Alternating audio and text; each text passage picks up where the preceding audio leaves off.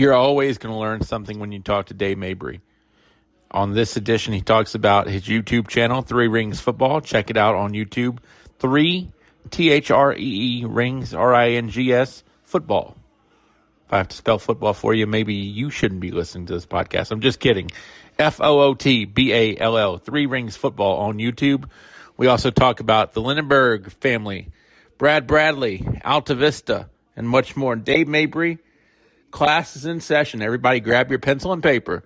The professor is going to go to work with a few questions from the court jester here on the Sports Buffet podcast. One interesting thing about Steve Ragsdale, if I'm not mistaken, is the background of Steve Ragsdale is not, I don't want to say it's not football, but that's not where he got his start of goodness, right? It wasn't it basketball? Yeah. Steve played for Bill Patterson at Narrows High School, basketball. He did not play football. But Steve Ragsdale was raised watching film in his father's lap through the 50s and the 60s when, his dad would watch film and everything. And then he played, like I said, he played for Bill Patterson, was all district, all everything. And he went to Roanoke College and was on the, I think, 72 national champions of Roanoke College. They beat, I think, Central Michigan. Central Michigan had George Gervin. Look him up in case you haven't heard of him. Yeah, and for the national championship. And then Steve went to Giles around mid-70s, and he was coaching basketball and coaching JV football. And in 78, he took the head coaching job at Giles. And he was trying to run some wing T and everything, and he just wasn't comfortable with it.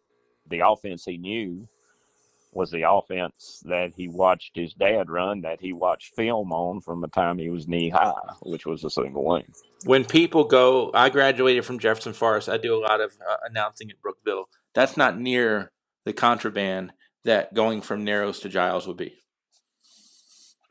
Not even close. It's a spectacle. It's nowhere near what it was. And when I came back in 2023,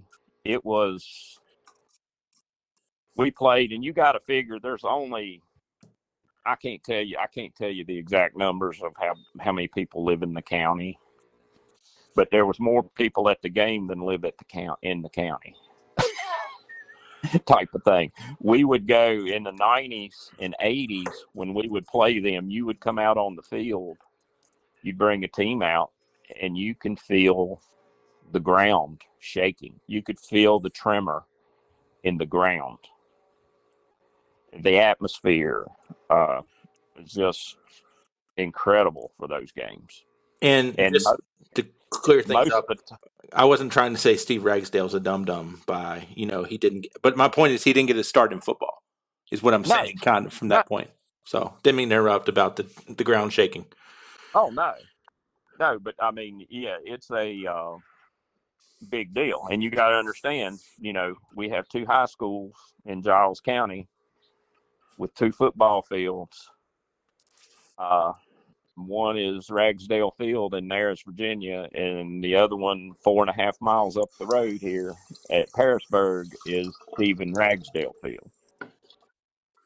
So I don't even know what to say about that. That's different. Yeah, and I mean that's the thing. It's 4.5 miles between high schools. Yeah, almost 5 miles. So you're not going to write a book because you don't have the patience. I don't have the patience, and like I said, Jeremy took the time, and I mean that's why the book is so good. I mean, he interviewed on that state championship team. I think he interviewed every living player on that. And I remember he told me there was some people he interviewed for the book that had since died while he was writing it. Yeah.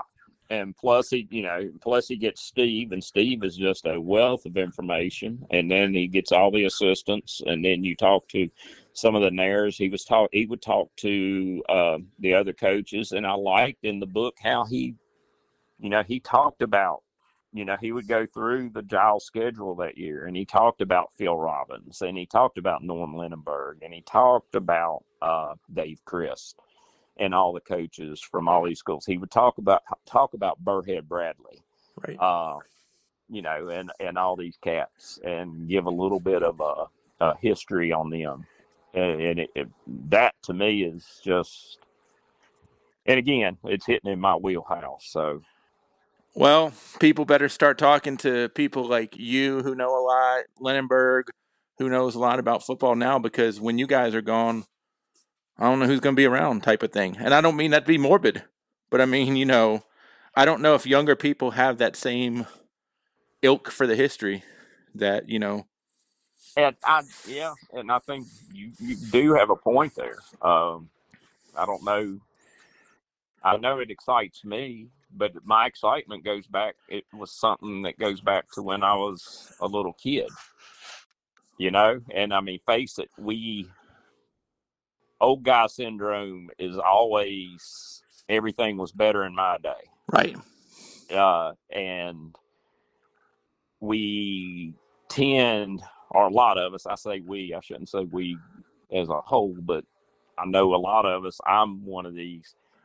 I surround myself with stuff from older times because it's more of a comfortable place. It puts me in more of a comfortable place, if that makes sense. Well, I'm excited to talk to you, but I need to know more about like the Rustburg and the Alta Vista stuff. Not that I don't care about Giles and Narrows, but I wasn't there. I didn't grow up there. I don't know that. Like I know, a Rustburg Right. and Alta Vista. So I think Right. there's definite geographical bias for all of us.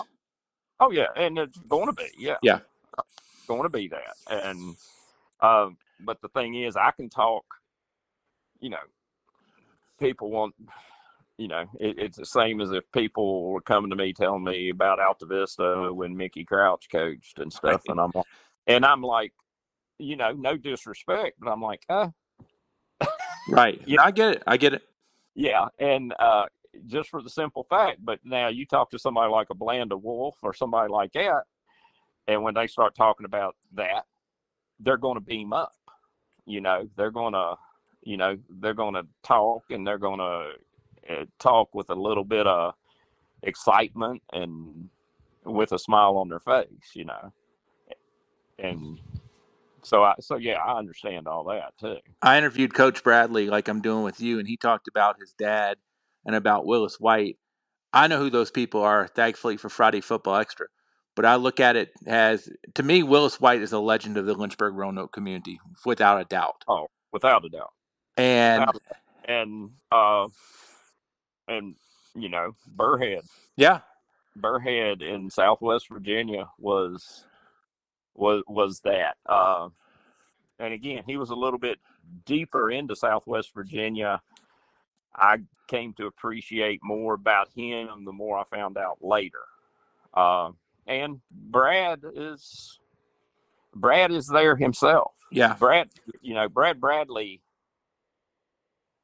changed high school football in Central and Southwest Virginia.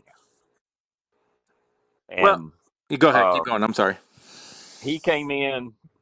He was at Lord Botetourt as an offensive coordinator, and he was Tony Hart was coach at Botetourt at the time, and we scrimmaged them in 98, 97 or 98, and he was running the spread, and that was the first time we weren't seeing spread teams.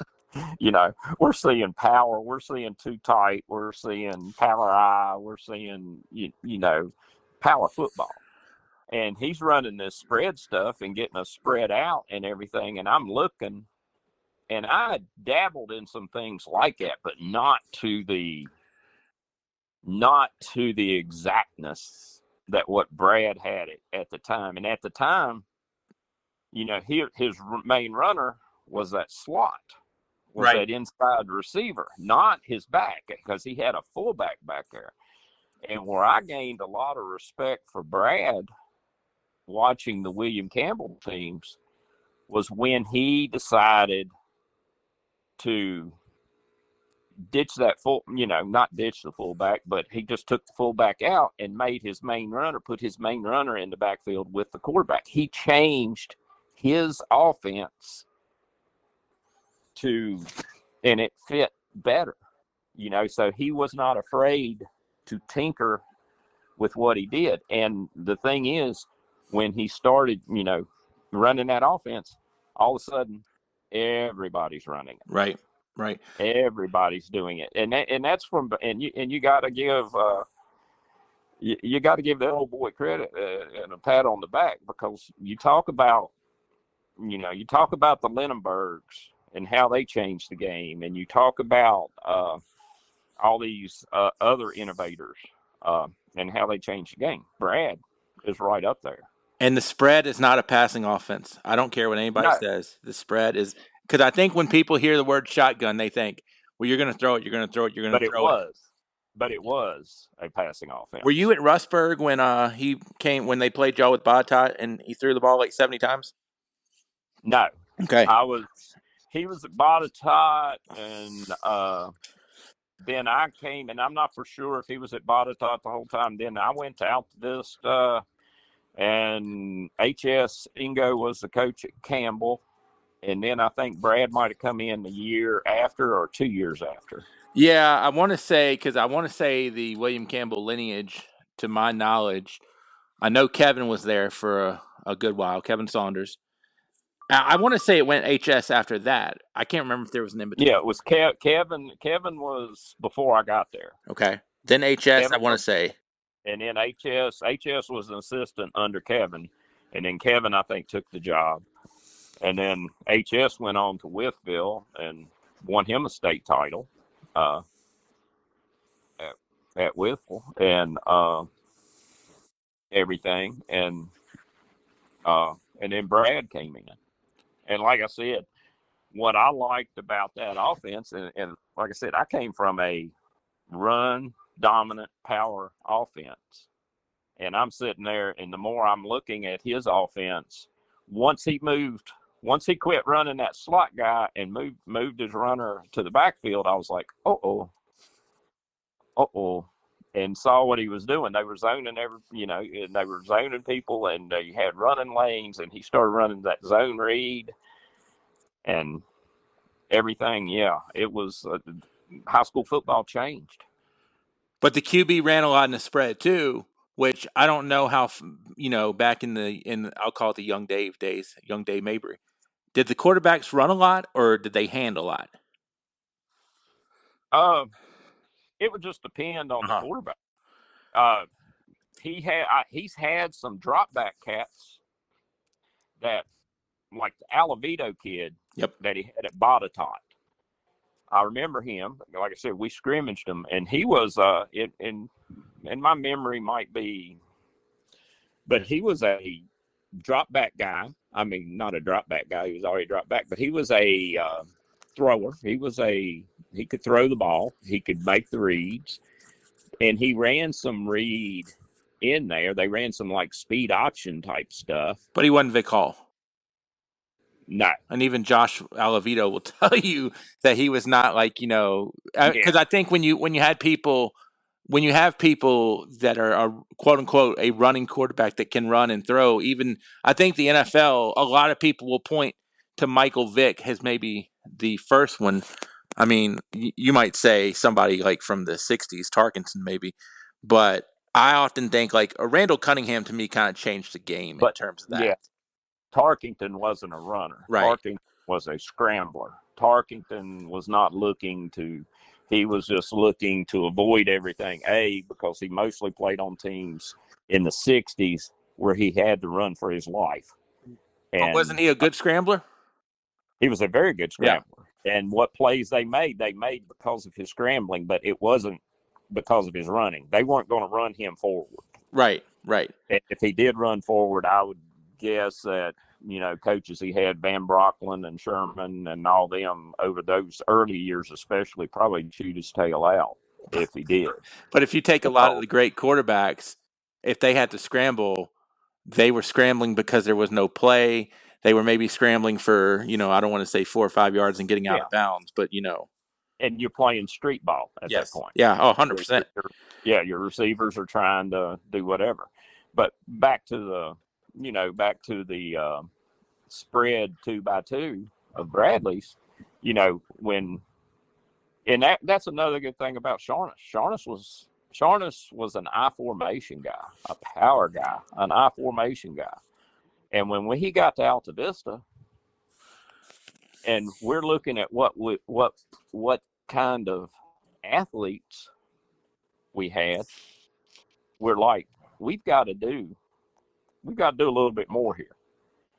And we, early on in that 09 team that won the state, we ran I, but we also could go spread. And we had Johnny Wimbish, who could make reads. He could run the ball. He could throw when necessary. And then later on with Juan, we were running spread read. Well, I think when we get into Juan, we're getting into a totally different athlete, a unicorn, so to speak.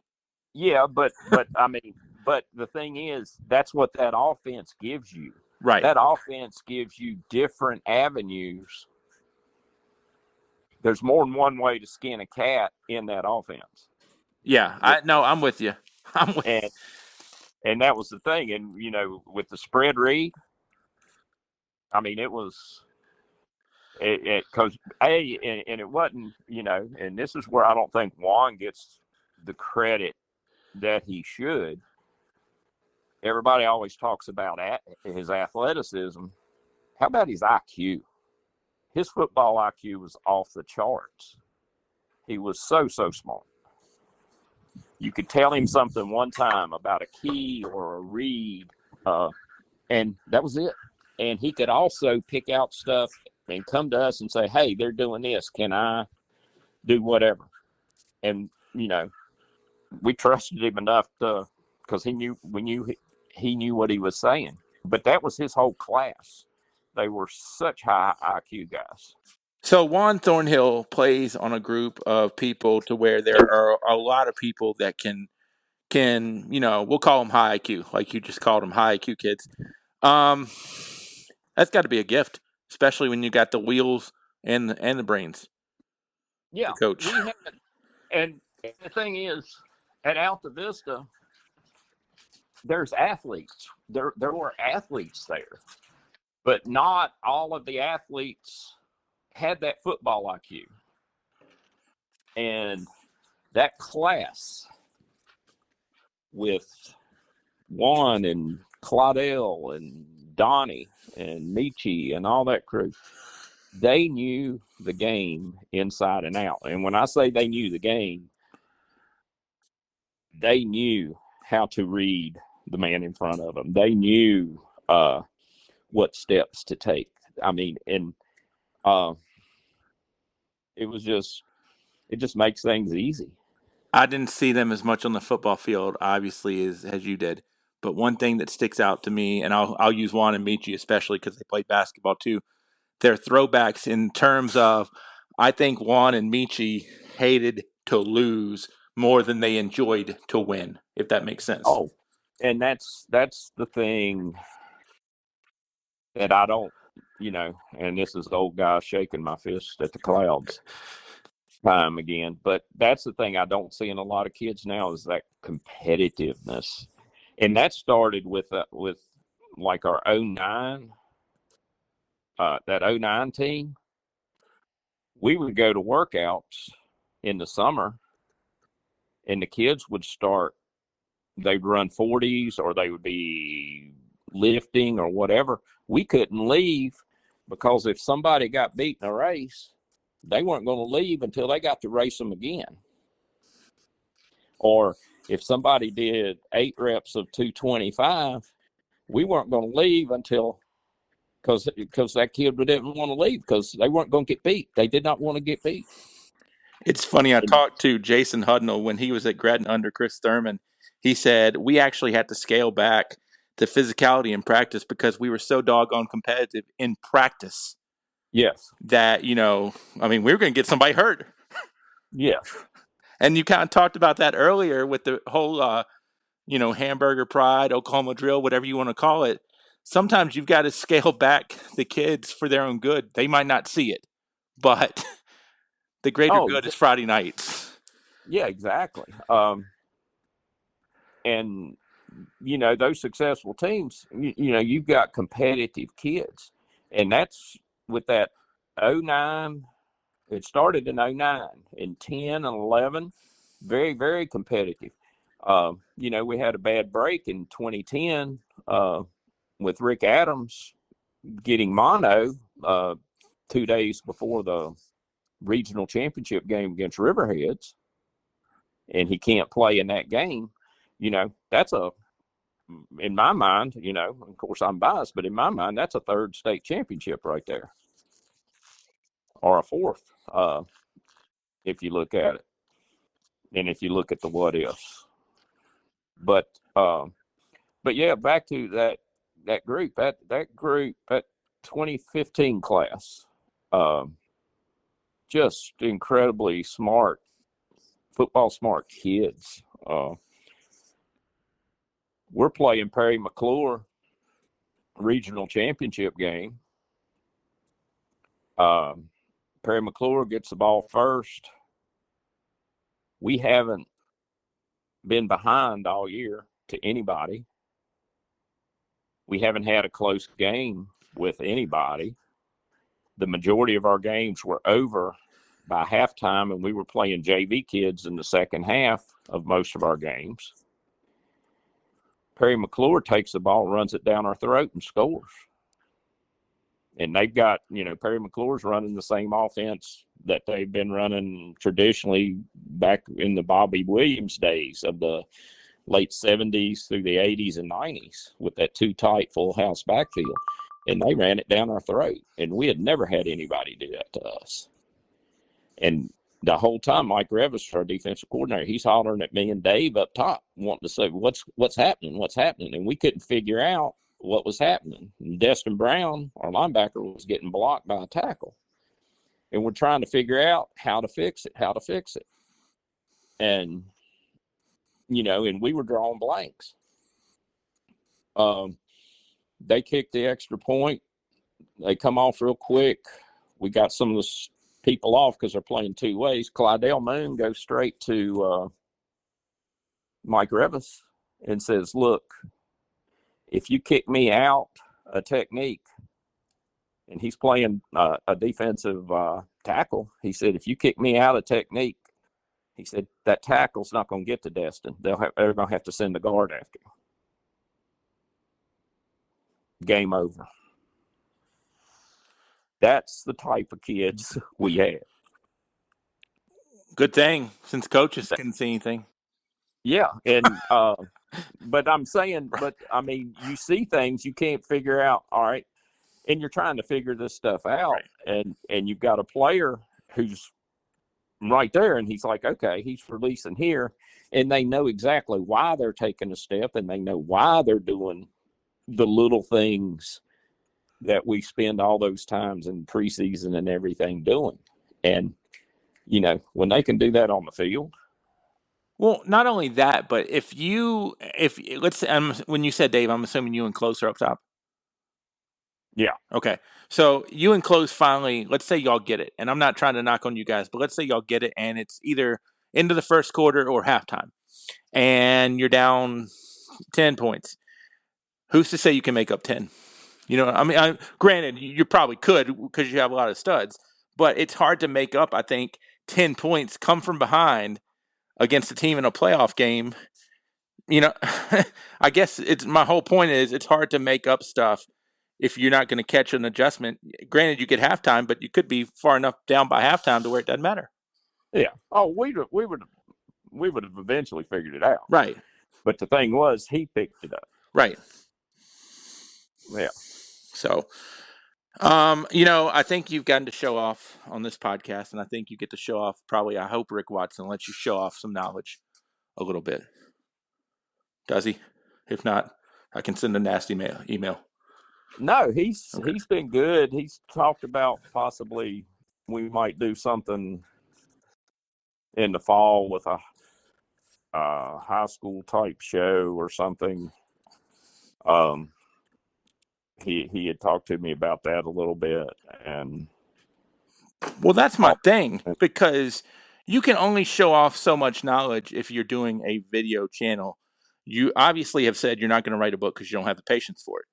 But what allows Dave Mabry to show off some knowledge other than just posting game films on YouTube?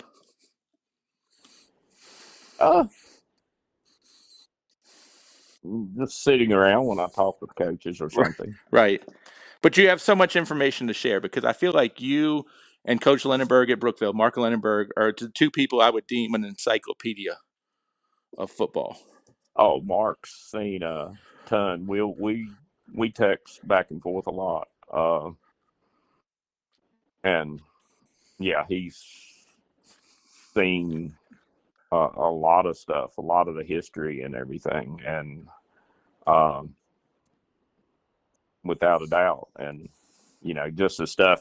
His situation was a little bit like a Ragsdale situation, where he's knee high to a grasshopper, and he's watching his dad, and probably at practices and all that stuff, and probably watching film with him. The fact that Mark got into the coaching end of things. But the thing is, with Mark too, hats off to him. He doesn't just paint his picture with the football brush. He's got a lot of other interest and things and everything, where a lot of coaches, their football, and all that. So Mark's a pretty versatile cat. Well, I've said it before, and I really need to start doing more, because people like the long interviews, and I've kept you on the phone for 2 hours today, so I do appreciate that.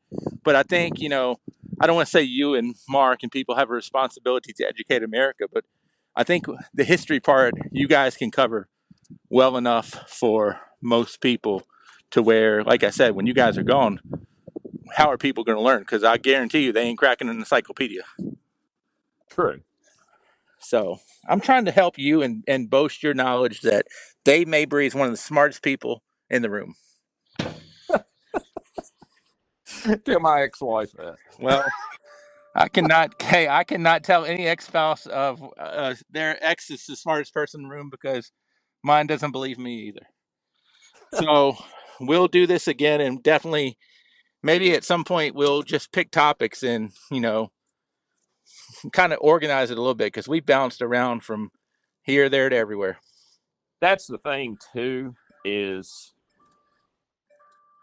and I notice it a lot, like when Steve Ragsdale talks. You can talk about something, and then when you hit part of what you're talking about, it throws you into a completely different direction, because the direction it throws you in is just as interesting as what you were talking about. Yeah, it's easy to get thrown off. Well, not just that, but when you go down, my daughter does it a lot with music, old music. A rabbit hole can lead to another rabbit hole, which can lead to another rabbit hole, which can lead to another rabbit hole. Before you know it, the original topic, like you were talking about, well, it's still there, but you've already gone down 7 rabbit holes. Or before you know it, you start a YouTube page and you're spending a good majority of the time and money to keep it up. Is there a holy grail out there for you that you'd really want to see or anything? Not really. Okay. Not really. My whole thing with the page is I got a text the other day from someone I did not know. And it was a long thing. And it was it was a daughter telling me about how her father had passed, but how in his last, how over the last year, he's been watching these games and he got to see himself play and this and that. And she was telling me how he enjoyed seeing that and how he was enjoying pointing him out to his kids and this and that. And she's thanking me for putting that stuff out there. And that's why you do it. That's why I do it. That's your win. And then, yeah, exactly. And, and I've gotten, the great John Dobbins, running back from the late 60s at Rafford High School, one of Rafford's best ever players. He was the first black athlete scholarship at Virginia Tech. I've heard from like his son, and I've heard from his family. I've heard from and just a ton of people's families and stuff. And just stuff thanking me for putting it out there and all that. And there are other places that do the same thing. I know Pulaski County had some guys, and they've got like a film vault that they put on YouTube, and Graham High School does it, and all that. Mine just covers a lot of different schools. And I tell people you have to find if you want to get noticed, for instance, and I'm not saying that's you, but if you want to get noticed, you've got to find what can make you different than the other people.